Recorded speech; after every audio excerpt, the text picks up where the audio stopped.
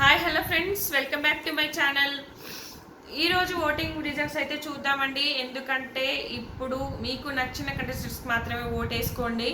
ఖచ్చితంగా ఈ వీక్ ఎవరైనా ఎలిమినేట్ అవ్వచ్చు. డేంజర్ జోన్లో 4 ఉన్నారు. కొంచెం కొంచెం తేడాతోనే ఇక్కడ ఏది అనేది చూడడు. ఇప్పుడు కంటెంట్ కోసం అని కూడా చూడడు. ఖచ్చితంగా ఎవరి లిస్ట్లో ఉంటే వాళ్ళనైతే తోసి పడేస్తాడు బిగ్ బాస్. ఖచ్చితంగా మీకు నచ్చిన కంటెస్టెంట్స్కి మాత్రమే ఓటేసుకోండి. అట్లనే ఎవరికైనా కూడా నిఖిల్కైనా గౌతమ్కైనా ఓటింగ్ బాగుంది అనుకోకండి. అది ఏమైనా జరగచ్చు. అఫీషియల్లో మనకు లాస్ట్ సీజనే ఉదాహరణ. రేవంత్ ఎక్కడో ఉంటే శ్రీహాన్ ఎక్కడో ఉండే 50% డిఫరెంట్ ఉండే. బట్ అక్కడ లాస్ట్లోకి వచ్చేసరికి శ్రీహాన్ చాలా ఓట్ల తేడాతో ఉన్నాడు. శ్రీహానే గెలిచాడు. కానీ అక్కడ శ్రీహాన్ 40 లక్షలు తీసుకున్నాడు. రేవంత్కు 10 లక్షలు మాత్రమే మిగిలినాయి. కానీ అక్కడ రేవంత్ విన్నర్ అనిపించుకున్నా కూడా అక్కడ శ్రీహాన్ 40 లక్షలు దొబ్బేసి బయటపడ్డాడు.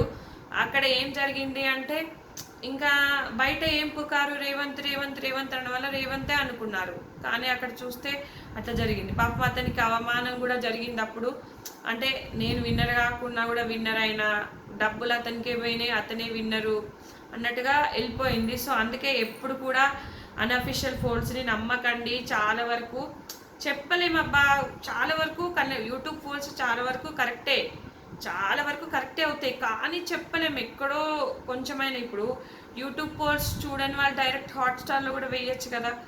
సో నాకు తెలిసినంత వరకు అఫీషియల్లో నాకు తెలిసినంత వరకు కూడా నిఖిల్ టాప్లో ఉన్నాడు అని తెలుస్తుంది. కానీ చెప్పలేమబ్బా, ఎప్పుడు ఏం జరిగేది చెప్పలేము. ఎంత నువ్వు క్యాంపెయినింగ్ జరిగినా, ఎంత ఏం జరిగినా కూడా ఉంది అబ్బో ఇతనికి బాగానే ఉందిలే, ఇతనికి ఎందుకులే ఓటేయడం, ఇతనికి వేద్దాము, ఇతనికి బాగానే ఉంది కదా ఇంకెందుకులే, లీస్ట్ ఈ పర్సన్ టాప్ 5లో ఉండాలనుకుని ఈ పర్సన్కి వేస్తూ ఉంటారు. సో నేను అట్లా చెప్తున్నా. సో అట్లా ఆలోచించకండి. ఖచ్చితంగా మీకు నచ్చిన వాళ్ళకే ఓటేసుకోండి ఫ్రెండ్స్. ఎందుకంటే ఏమైనా జరగచ్చు. సో ఖచ్చితంగా ఓట్స్ అయితే స్ప్లిట్ చేయకుండా వేసుకోండి. ఈ వీక్ డేంజర్ జోన్లో అయితే నిఖిల్ టాప్లో ఉన్నాడు ఖచ్చితంగా. కానీ విన్నర్ అవుతాడు, విన్నర్ మెటీరియల్ అని అయితే నాకు అసలు అనిపించట్లేదండి. నేను టు బీ ఫ్రాంక్ చెప్తున్నాను. ఎందుకంటే అబ్బా ఎంత బాగా ఉన్నాడు, అబ్బా ఈ మనిషి ఎంత బాగా మాట్లాడతాడు, ఎంత బాగా ఆడతాడు అన్న పాట పక్కన పెడితే ఈ వీక్ అసలు ఏం ఆడుతున్నాడు ఆయన. ఆడతాడు అనేది కాదు, మంచిగా ఒక పర్సన్ దగ్గర లొల్లైతుంటే వాళ్ళ పక్కన నిల్చోవడం కానీ, కరెక్ట్ మాట్లాడడం కానీ, కరెక్ట్ డెసిషన్స్ ఇవ్వడం కానీ, లోలో ఉన్నప్పుడు ఓదార్చడం కానీ, ఇవైతే నాకు విన్నర్కు ఉండాల్సిన క్వాలిటీ అబ్బా అన్నట్టుగా నాకు అనిపించలేదు ఫ్రెండ్స్. నేను చెప్తున్నా, నాకు సన్నీ మస్తు నచ్చేటోడు. సన్నీ లాగా అసలు 5th సీజన్ సూపర్. 4th కూడా నాకు అభిజిత్ కన్నా సోహెల్ నచ్చేటోడు. సో నేనేమంటున్నా అంటే అంత విన్నర్ మెటీరియల్ అన్నట్టుగా నాకు నిఖిల్ అనిపించట్లేదు. ఎందుకంటే ఎక్కడ కూడా తను ఒపీనియన్ చెప్పాడు. నిన్న కూడా నేను నా పోల్కు తప్పు చుట్టాడు. నేను తప్పు చుట్టినలే, నేను తప్పాడినా అని ఒప్పుకోడు, నేను తక్కువ అని ఒప్పుకోడు ఎక్కడ. అది నాకు నచ్చట్లేదు.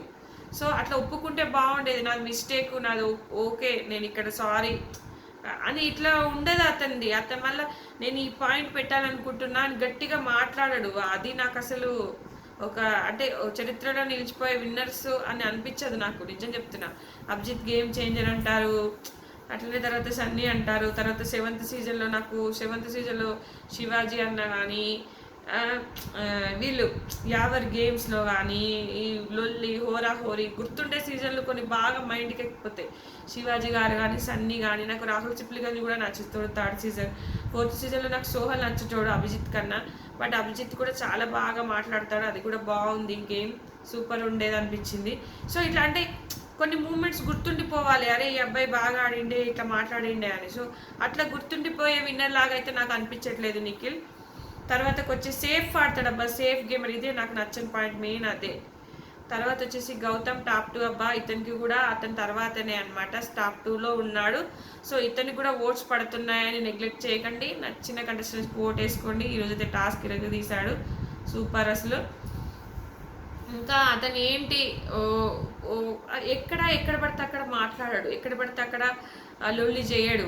ఓన్లీ నామినేషన్స్ ఇక్కడే తన అనుకున్న పాయింట్స్ చెప్తాను. నిన్న కూడా నబీల్ నువ్వు రాంగ్ చుడుతున్నావు, నబీల్ కరెక్ట్గా చుట్టు అని అంటాడు.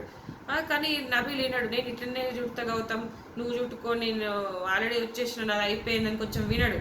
కొంచెం నబీల్కు మంచిగా మోటివేషన్ చేసిన కానీ నబీల్ అర్థం చేసుకోలే. ప్రేరణ కూడా మంచి చెప్పింది కానీ ప్రేరణ కూడా అర్థం చేసుకోలే. కానీ ఇట్లా నిఖిల్ ఎక్కడ మంచి చెప్పలే ఎవరికి, నువ్వు బాగున్నావు, నువ్వు బాగా ఆడుతావు, నువ్వు ఇవి మార్చుకో అని చెప్పలే. గౌతమ్ చెప్తాడు, నబీల్కి చెప్పాడు, ప్రేరణకు చెప్పాడు, ప్రేరణ నువ్వు కొన్ని దగ్గర మాట జారుతున్నావు జాగ్రత్త, నబీల్ నీ ఆట తప్పుదో పడుతుంది జాగ్రత్త. ఇది గౌతమ్ విన్నింగ్ క్వాలిటీస్ అంటే గౌతమ్కి ఇట్లా ఉన్నాయి కొన్ని. నిఖిల్కి ఎక్కడా లేవు, ఎక్కడ గులొల్లి జరుగుతున్నా సైలెంట్గా ఇట్లా చూస్తూ కూర్చోడు తప్ప ఎక్కడ ఇది చెయ్యడు, చెప్పాడు కూడా. కొంచెం పక్కకు జరిగినప్పుడు కూడా చెప్పాడు, కానీ గౌతమ్ చెప్తాడు. ఇది అతనికి ఇతనికి ఉన్న డిఫరెంట్. తర్వాతకు వచ్చేసి 3లో ప్రేరణ ఇంకా విష్ణు, రోహిణి, నబిల్ నలుగురు డేంజర్ జోనే అబ్బా. ప్రేరణకు కూడా కొంచెం 10-11%, వీళ్ళకు 9-8% ఇంతే డిఫరెన్స్ ఉంది.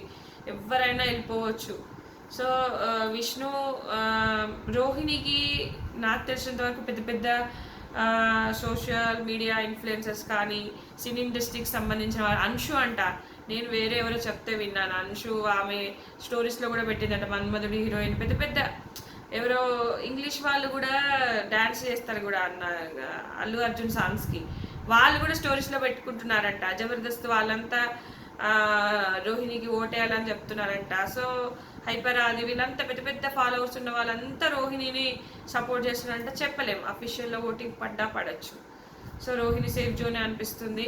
తర్వాత ప్రేరణ మోస్ట్లీ సేవ్ అవుతుంది.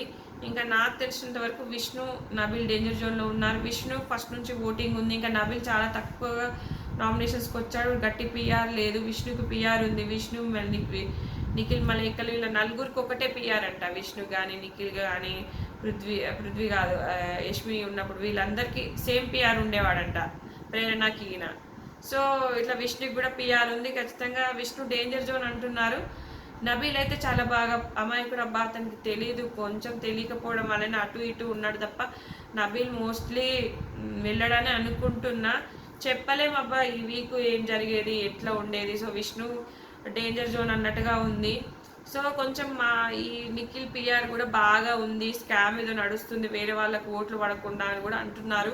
అది ఎంతవరకు నిజమని అయితే మనం చెప్పలేము. మాఫియా నడుస్తుందా లేదా, బిగ్ స్కామ్ నడుస్తుందా లేదా అనేది చెప్పలేము. సో మరి ఏంటి, ఎంతవరకు విష్ణు వెళ్ళిపోబోతుందా, నబీల్ వెళ్ళిపోబోతున్నాడా, రోహిణియా, ప్రేరణ, నలుగురు అయితే డేంజర్ జోనే అబ్బా. మీకు నచ్చిన కంటెస్టెంట్స్కి అయితే ఓట్ వేసుకోండి, చెప్పలేము. ఎవరు వెళ్ళిపోయినా ఆశ్చర్యపోయిన అవసరం లేదు. సో రోహిణికి పెరుగుతుంది, ప్రేరణకు పెరుగుతుంది అని కూడా కొన్ని పోల్స్ చూపిస్తున్నాయి. విష్ణు అండ్ నబీల్కి కూడా కొంచెం పెరిగింది. సో నిన్నటి ఆటతోని కొంచెం విష్ణు ఈరోజు ఓట్ అప్పీల్ వచ్చింది. మేబీ ఈరోజు ఓట్స్ ఏమైనా ఇస్తారేమో. రేపు ఏంటనేది రేపు నేను డిస్కస్ చేసి చెప్తాను. సో ఇది ఫ్రెండ్స్, ఈ వీడియో నచ్చితే కనుక లైక్ చేయండి, షేర్ చేయండి. Thanks friends, thanks for watching.